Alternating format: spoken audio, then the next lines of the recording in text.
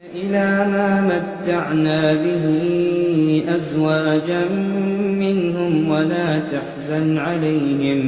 ولا تحزن عليهم واخفض جناحك للمؤمنين وقل إني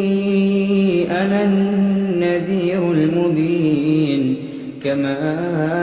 أنزلنا على المقتسمين الذين جعلوا القرآن